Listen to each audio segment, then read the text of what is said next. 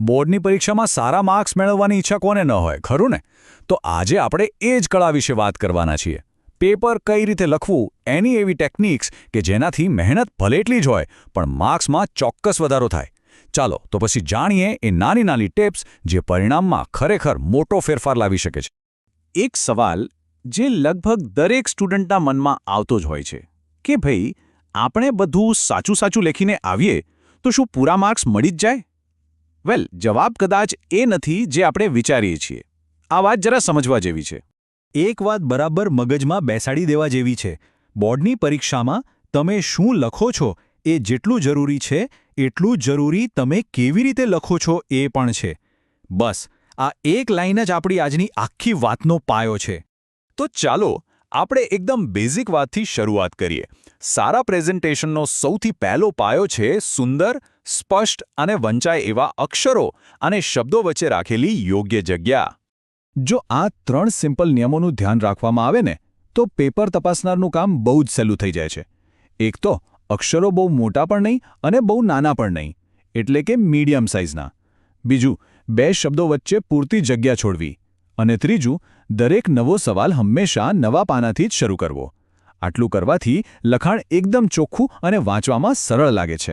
હવે આગળ વધીએ લખાણની ગોઠવણ પર. લાંબા ગૂંચવણવાળા ફકરા લખવાને બદલે મુદ્દાસર લખવાની જે તાકાત છે ને, એને ક્યારે ઓછી ન સમજવી જોઈએ. જરા વિચારો. એક બાજુ માહિતીથી ભરેલો લાંબો પેરેગ્રાફ છે જેમાં કદાચ મુખ્ય મુદ્દાઓ ક્યાંક ખોવાઈ જાય છે, અને બીજી બાજુ એ જ જવાબને પોઈન્ટ્સમાં એટલે કે મુદ્દાઓમાં વહેંચી દીધો છે. કયો જવાબ વાંચવો ગમશે? દેખીતી રીતે જ મુદ્દાવાળો, કારણ કે એ તરત નજરમાં આવે છે અને દરેક મહત્વની વિગત એકદમ સ્પષ્ટ દેખાય છે. આનાથી તપાસનારનું ધ્યાન સીધું જ તમારા સાચા જવાબ પર જાય છે. અને આને હજી વધુ અસરકારક બનાવવું હોય તો મુદ્દાસર લખાણની સાથે સાથે પેન્સિલથી મુખ્ય શબ્દો કે વાક્યોની નીચે અંડરલાઇન કરવાની આદત પાડો. આ તો એવું થયું કે જાણે આપણે પેપર તપાસનારને સામેથી કહી રહ્યા છે કે જુઓ, આ છે જવાબનો સૌથી મહત્વનો ભાગ. આપણો આગળનો મુદ્દો છે ચોકસાઈ અને સ્વચ્છતા. એકદમ સાફ સુથરું પેપર છે ને, એ એક વ્યવસ્થિત મનની નિશાની છે. આ ભૂલ તો લગભગ બધા જ લોકો કરે છે. કોઈ શબ્દ ખોટો લખાયો નથી કે તરત જ એની ઉપર ખરાબ રીતે ઘૂંટી નાખવામાં આવે છે. આનાથી શું થાય? પેપર એકદમ ગંદુ અને અવ્યવસ્થિત દેખાય છે. એના બદલે એક બહુ જ સિમ્પલ ઉપાય છે. જે શબ્દ ખોટો છે એની પર માત્ર એક સીધી ચોખ્ખી લાઈન દોરી દો. બસ.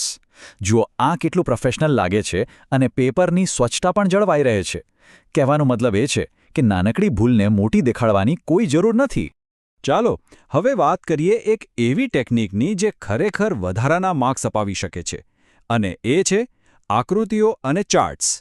યાદ રાખજો, જે વાત 1000 શબ્દો નથી સમજાવી શકતા એ એક સારી આકૃતિ સરળતાથી સમજાવી શકે છે. ખાસ કરીને વિજ્ઞાન કે સામાજિક વિજ્ઞાન જેવા વિષયોમાં જ્યાં પણ જરૂર લાગે ત્યાં પેન્સિલથી એકદમ સ્વચ્છ અને નામ નિર્દેશનવાળી આકૃતિ દોરવી જ. કોઈ પ્રક્રિયા સમજાવવાની હોય તો ફ્લોચાર્ટનો ઉપયોગ તો બેસ્ટ છે. એનાથી જવાબ બહુ જ પ્રભાવશાળી બની જાય છે. હવે આ એક એવો મુદ્દો છે જે ખૂબ જ મહત્વનો છે, પણ ઘણીવાર આપણે એને અવગણી દઈએ છીએ. પેપર તપાસનાર માટે આપણી આન્સર શીટમાં આગળ વધવું કેટલું સરળ છે એ પણ માર્ક્સ પર અસર કરી શકે છે. જ્યારે પણ કોઈ નવો વિભાગ એટલે કે સેક્શન શરૂ કરો ત્યારે પાનાની બરાબર વચ્ચે મોટા અક્ષરે અને એની ફરતે બોક્સ બનાવીને વિભાગ બી કે જે પણ હોય એ લખવું. આનાથી તપાસનારને તરત જ ખ્યાલ આવી જાય છે કે હવે નવો સેક્શન શરૂ થયો છે. અને હા, આ એક નાનકડી પણ બહુ કામની આદત છે. મુખ્ય પ્રશ્નનો જે પણ નંબર હોય એને હંમેશા એક બોક્સમાં મૂકો. આટલું કરવાથી એ ક્યારે તપાસનારની નજર ચૂકશે નહીં અને કોઈ પણ જાતની ગેરસમજ નહીં થાય. તો આ બધી ટેકનિક્સ પછી હવે સમય છે ગોલ્ડન ટીપનો. એક એવી છેલ્લી ટીપ જે આ બધી જ મહેનત પર મહોર મારે છે અને આપણા સ્કોરને સિક્યોર કરે છે. બસ 10 મિનિટ. દરેક પરીક્ષા પૂરી થાય એ પહેલાં આટલો સમય તો બચાવવાનો જ છે. પણ સવાલ એ છે કે શા માટે? આ 10 મિનિટમાં એવું તો શું કરવાનું છે? આ છેલ્લી 10 મિનિટ છે રિવિઝન માટે. આખા પેપર પર એક ઝડપી નજર ફેરવવાની. ક્યાંય પ્રશ્ન નંબર લખવાનો રહી તો નથી ગયો ને? કોઈ અગત્યના મુદ્દા નીચે અંડરલાઇન કરવાની બાકી છે?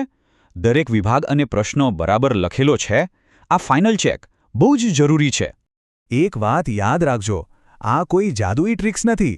આ તો એવા સાધનો છે જે આખા વર્ષની આપણી મહેનત અને જ્ઞાનને એકદમ સ્પષ્ટ અને અસરકારક રીતે રજૂ કરવામાં મદદ કરે છે, આપણી મહેનતને સાચો ન્યાય અપાવે છે.